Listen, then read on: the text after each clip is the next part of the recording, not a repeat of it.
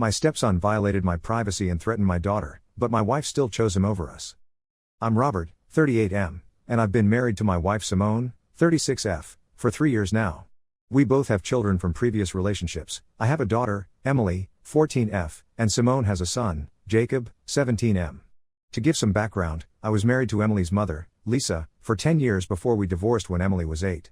The split was amicable, we simply grew apart and decided we'd be better off as friends. Lisa moved to California for a job opportunity 2 years after our divorce, and Emily chose to stay with me in our hometown in Oregon.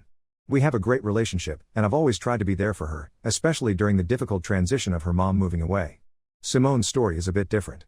She was married to Jacob's father, Mark, for 15 years. Their marriage ended rather messily when Simone discovered Mark had been having an affair with a coworker. The divorce was finalized when Jacob was 13, and it hit him hard. He struggled with the split, acting out in school and becoming withdrawn at home. Simone tried to get him into therapy, but Jacob refused, insisting he was fine. Simone and I met through mutual friends at a neighborhood barbecue about 5 years ago. We hit it off immediately, bonding over our shared experiences as single parents. We started dating a few months later, taking things slow at first out of consideration for our kids. Emily was cautiously optimistic about my relationship with Simone. She liked Simone well enough but was worried about big changes in our lives. Jacob, on the other hand, was openly hostile to the idea of his mom dating again. He would refuse to participate in any activities when Simone and I were together, and he was cold and dismissive towards me whenever we interacted. Despite the challenges with Jacob, Simone and I fell deeply in love. After a year of dating, we decided to move in together. Emily was nervous but excited about the change.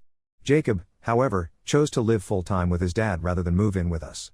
Simone was hurt by this decision, but she respected Jacob's choice, hoping he'd come around eventually. 2 years after we started dating, Simone and I got married in a small ceremony with just our closest friends and family. Emily was my best man, and she gave a sweet, funny speech at the reception that had everyone in tears. Jacob attended the wedding but left immediately after the ceremony, refusing to stay for the reception. This caused some tension between Simone and me on what should have been the happiest day of our lives, but we worked through it. Life settled into a comfortable routine after that. Emily and I adjusted to living with Simone, and our little family unit grew closer. Jacob would visit every other weekend, and while he was always polite, there was an underlying tension in his interactions with me. I tried to connect with him, inviting him to watch sports or work on my car with me, but he always declined. The current issue started about 6 months ago when Mark got a job offer in Texas.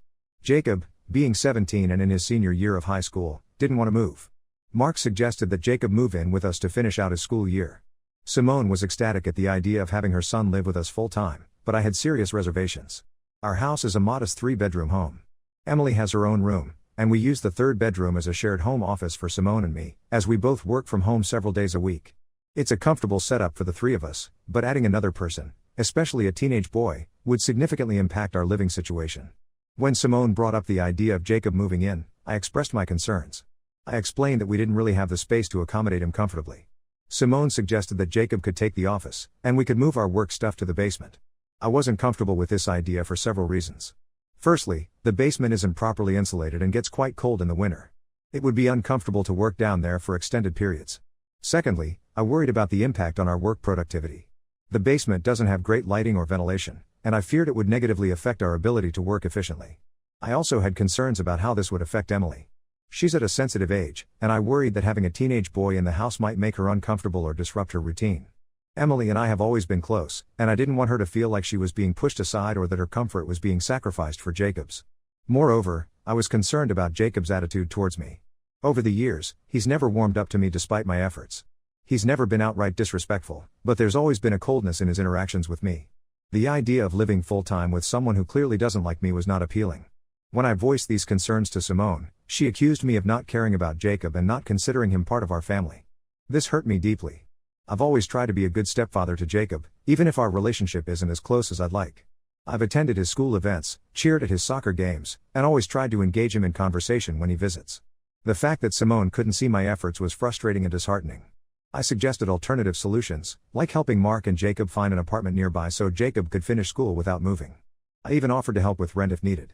But Simone was adamant that Jacob should live with us. The situation came to a head last week when Mark called to finalize the moving plans. Simone told him that of course Jacob could move in with us, without even discussing it with me first. I was furious that she had made this decision unilaterally, especially after I had expressed my reservations. We had a huge argument about it. I told Simone that I felt like my opinions and concerns were being completely disregarded. I reminded her that this was my home too, and such a big decision should be made together. Simone accused me of being selfish and not caring about her son's well-being. She brought up the fact that I had never tried hard enough to bond with Jacob, conveniently forgetting all the times I'd tried only to be rebuffed. The argument escalated, with both of us saying things we probably didn't mean. Simone accused me of favoring Emily over Jacob, and I countered that she was willing to disrupt our entire household for a kid who had consistently pushed me away. The argument ended with Simone storming out of the house to stay with her sister. It's been 3 days, and Simone still hasn't come home. She's only communicating with me through text messages, mostly about practical matters like bills and groceries. Jacob is set to move in next week, and I feel like I'm being forced into a situation I'm not comfortable with. I've talked to Emily about the situation, trying to get her perspective. While she says she's okay with Jacob moving in, I can tell she's not thrilled about it. She's worried about losing her privacy and having to share the bathroom with a teenage boy. She also expressed concern about the tension between Jacob and me, saying she doesn't want our home to feel uncomfortable all the time. I feel like I'm being painted as the bad guy here, but I don't think my concerns are unreasonable. I'm not trying to keep Jacob out of our home because I don't like him. I'm worried about the practical implications of adding another person to our household, the potential negative impact on Emily, and the strain it could put on my marriage given the existing tension with Jacob. I love Simone, and I want our marriage to work. But I also feel like I have a right to be comfortable in my own home and to have my opinions respected. Am I the asshole for not wanting my stepson to move in with us? Should I just give in to keep the peace, or should I stand my ground? Update 1. It's been about 2 weeks since my last post, and a lot has happened. First of all, thank you to everyone who commented and shared their thoughts. It gave me a lot to think about and helped me approach the situation with a clearer head. After a few days of the silent treatment, Simone finally came home, and we had a long, honest conversation. I explained my concerns in detail, going over each point carefully. I talked about the space issues, my worries about Emily's comfort, and my fears about how Jacob's presence might affect our family dynamic. This time, Simone listened without interrupting, which was a big improvement from our previous argument. When I finished, Simone apologized for making the decision without consulting me. She admitted that she had been so excited about having Jacob live with us that she hadn't considered the practical implications. She also acknowledged that she had been unfair in accusing me of not caring about Jacob, recognizing the efforts I've made over the years to connect with him. We agreed to compromise. Jacob would move in, but we would set clear boundaries and expectations. We decided to convert half of the basement into a bedroom for Jacob. I would hire a contractor to properly insulate it and install better lighting and ventilation. This way, we could keep our home office, and Emily wouldn't have to share a bathroom with Jacob. We also agreed to set some ground rules for Jacob. He would need to contribute to household chores, respect everyone's privacy, and make an effort to be part of the family. Simone promised to have a serious talk with Jacob about his attitude towards me and the importance of making this new living arrangement work. Jacob moved in last week, and initially, things seemed to be going well. The basement conversion wasn't complete yet, so he was temporarily staying in the office, but he was surprisingly cooperative about the whole situation. He was polite at dinner, helped with dishes without being asked, and even made an effort to spend time with Emily, watching movies with her and helping her with her math homework. I was cautiously optimistic. Maybe this could work after all, I thought. Maybe Jacob had matured and was ready to be part of our family. But yesterday, something happened that has thrown everything into chaos. I came home early from work, having finished up a big project and decided to take the afternoon off. I was looking forward to some quiet time alone before everyone else got home. As I walked into the house, I heard noise coming from upstairs. Thinking it was odd since no one else should have been home, I went to investigate. I found Jacob in our home office, using my computer. At first, I thought he was just doing homework, and I was about to commend him for taking initiative. But when he saw me, he quickly closed whatever he was looking at and looked guilty. I asked him what he was doing, and he mumbled something about needing to print something for school. But something didn't feel right. His reaction was too panicked for someone who was just doing homework. After he left, I checked my computer and found that he had accessed my work files, including sensitive client information. I was furious. As a financial advisor, I deal with confidential information daily. A breach like this could not only cost me my job but could also lead to legal troubles. I confronted Jacob about it immediately. He denied doing anything wrong at first, sticking to his story about printing school work. But when I showed him the access logs that clearly showed he had opened several confidential files, he broke down. What he told me next left me speechless. Jacob admitted that he had been looking for information about one of my clients, a local business owner. According to Jacob, this business owner had been harassing his friend, a girl who worked part-time at the man's store. Jacob claimed he was trying to find some dirt on the man to force him to leave his friend alone. I was shocked. Not only had Jacob violated my privacy and potentially put my job at risk, but he had also admitted to planning some sort of retaliation against this business owner. I told him that what he did was completely unacceptable and that I would have to tell his mother. When Simone got home and I told her what happened, she was initially defensive of Jacob. She argued that he was just trying to help his friend and that I was overreacting. This led to another huge argument between us. I insisted that Jacob's actions were a serious breach of trust and could have severe consequences for my career. I pointed out that if Jacob was telling the truth about his friend being harassed, there were legal ways to handle the situation that didn't involve stealing confidential information. Simone accused me of looking for reasons to send Jacob back to his father's, completely dismissing the seriousness of what Jacob had done. The argument ended with Simone taking Jacob and leaving to stay with her sister again. Before they left, I overheard Simone telling Jacob that she believed him and that they would figure this out together. I felt betrayed and angry that Simone was once again choosing to side with Jacob over me, even in a situation where he was clearly in the wrong. I'm at a loss. I feel like my concerns about Jacob moving in have been validated, but I also feel guilty for potentially breaking up our family. Emily is upset and confused, and I don't know how to explain the situation to her without badmouthing Jacob or Simone. I've spoken to my boss and explained the situation in vague terms, just in case anything comes of Jacob snooping. Luckily, my boss was understanding and we've implemented additional security measures on my work computer. I don't know what to do next. Part of me wants to stand my ground and insist that Jacob can't live with us anymore. His actions have shown that he can't be trusted, and I worry about what else he might do. But another part of me is afraid of losing Simone. Despite everything, I do love her, and the thought of our marriage ending over this is painful. Am I overreacting to this situation? Should I give Jacob another chance for the sake of my marriage? Or should I stand firm and insist that Jacob's behavior is unacceptable, even if it means risking my relationship with Simone? Update 2. It's been about a month since my last update, and the situation has only gotten more complicated. After Simone and Jacob left to stay with her sister, we had minimal contact for about a week. During this time, I focused on taking care of Emily and trying to maintain some sense of normalcy in our home. Emily has been struggling with the situation more than she lets on. I've noticed her grades slipping, and she's been spending more time alone in her room.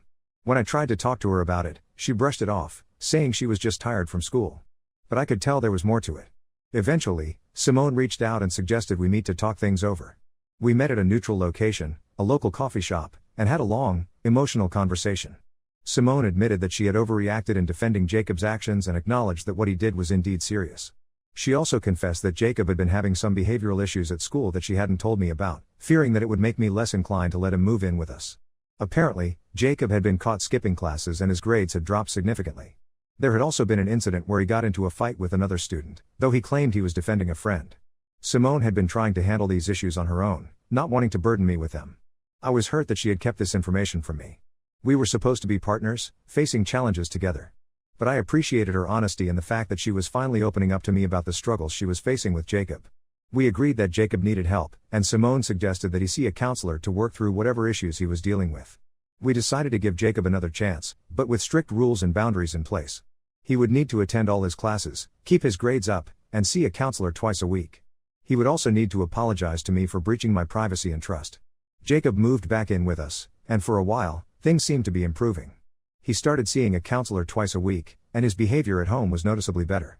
He was more respectful towards me and made a genuine effort to bond with Emily.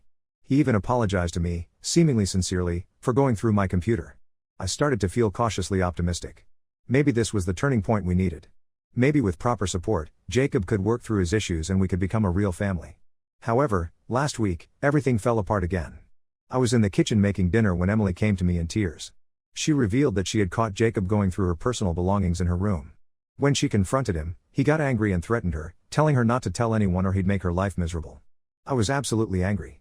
Not only had Jacob violated our trust again, but he had also threatened my daughter in our own home.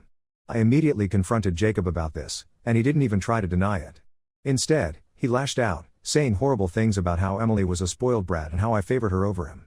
When Simone got home and I told her what happened, I expected her to be just as upset as I was. Instead, she accused Emily of lying to cause trouble between us and Jacob. She claimed that Emily was jealous of the attention Jacob was getting and was making up stories to get him in trouble. I couldn't believe what I was hearing. The fact that Simone would doubt her own stepdaughter and defend Jacob's inexcusable behavior was the last straw for me. I told Simone that Jacob had to leave immediately, and if she couldn't see why, then maybe she should leave too. This led to the biggest fight we've had yet. Simone packed a bag for herself and Jacob and left, saying she needed time to think. It's been 3 days, and I haven't heard from her except for a text saying they're staying with her parents. I feel like I'm at a crossroads.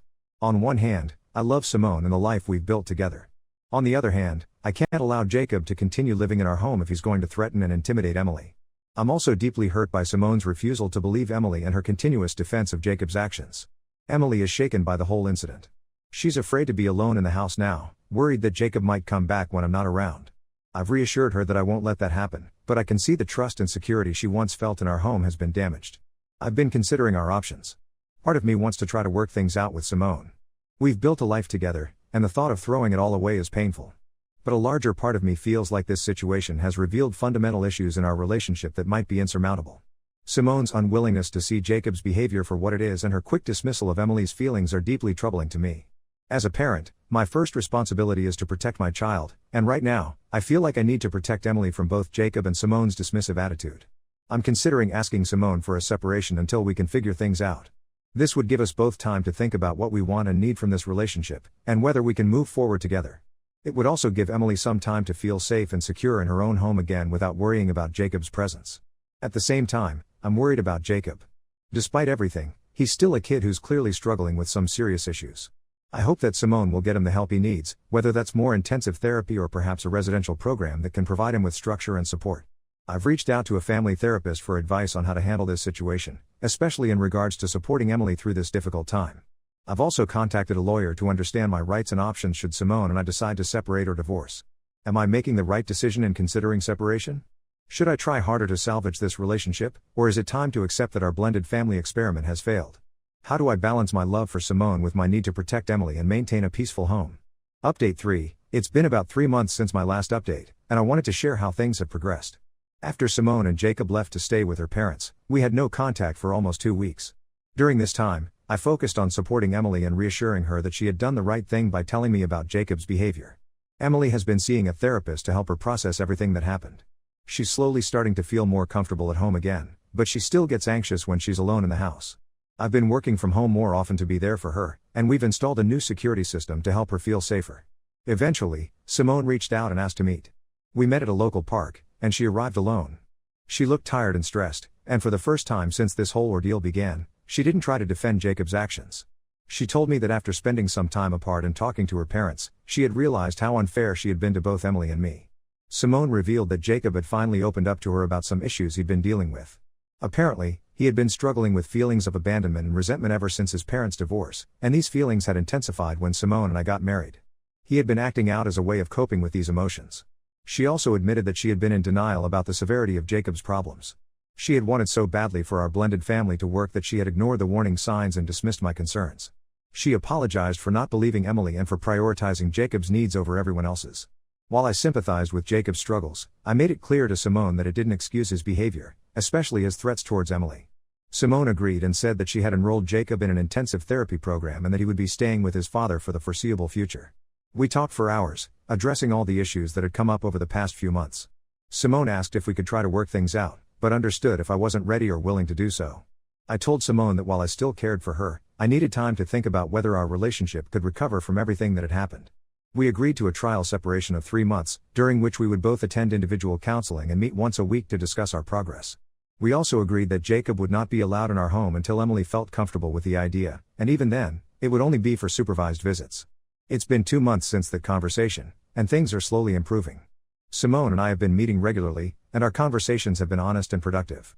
She's been making a real effort to rebuild her relationship with Emily, spending one-on-one time with her and really listening to her feelings about everything that happened. Jacob is still living with his father and attending therapy. He sent a letter apologizing to both Emily and me for his behavior. While I appreciate the gesture, I've made it clear that it will take time to rebuild trust, if that's even possible. Emily has expressed that she's not ready to see or speak to Jacob yet, and we're respecting her wishes. As for Simone and me, we're taking things day by day. The separation has given us both time to reflect on our relationship and what we want for the future. We're not sure yet if we'll be able to fully reconcile, but we're both committed to trying. I've learned a lot through this experience about the challenges of blending families and the importance of open communication. I realize now that I should have been more insistent about addressing the issues with Jacob earlier on, rather than hoping they would resolve themselves. While the future is still uncertain, I feel more confident in my ability to stand up for what I believe is right, even when it's difficult. My priority remains Emily's well-being and creating a safe, loving home for her. Thank you to everyone who has followed this journey and offered advice along the way. Your support has been invaluable during this challenging time.